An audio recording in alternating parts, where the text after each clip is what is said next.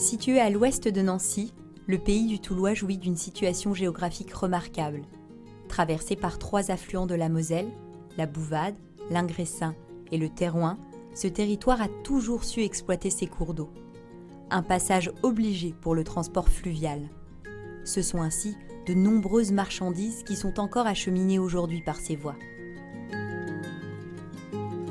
L'autre avantage de cet emplacement, il se trouve au pied de 2 buttes, la Côte-Barine et le Mont-Saint-Michel.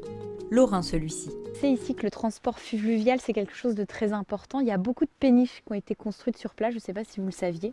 Oui, j'en ai entendu parler. Voilà, et dont certaines péniches qui ont été construites à Pierre-la-Trèche.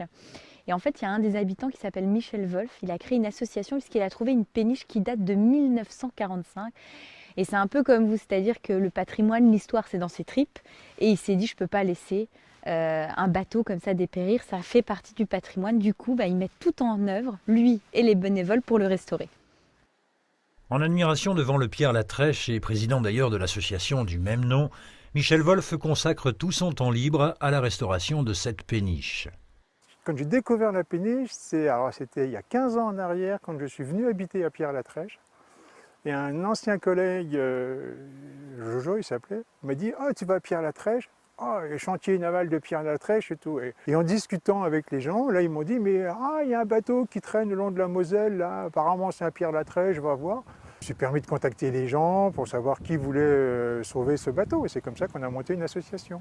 Et Michel Wolf poursuit ses recherches et découvre, ému, que pendant près d'un siècle, une centaine de péniches ont ainsi été construites dans son village par une entreprise lorraine et familiale, puis acheminées dans toute l'Europe. Mes grands-parents étaient originaires de Dombasle-sur-Meurthe. Et quand on était petits, on allait les voir dans les vieilles voitures les voitures de l'époque, 203, 4 chevaux, pour en citer que celle-ci. Et on passait le long des usines Solvay, où il y avait une centaine de péniches qui étaient là. Et quand on a 8 ans, 5 ans, 8 ans, 10 ans, et qu'on voit ces monstres d'acier qui sont là, on est scotché, quoi. Mais au-delà de la restauration, de la réhabilitation de la Belle, ce passionné souhaite enseigner au grand public comment la vie s'organisait autrefois sur ces bateaux. La partie habitation de la péniche est plutôt bien conservée, c'est la pièce préférée de Michel.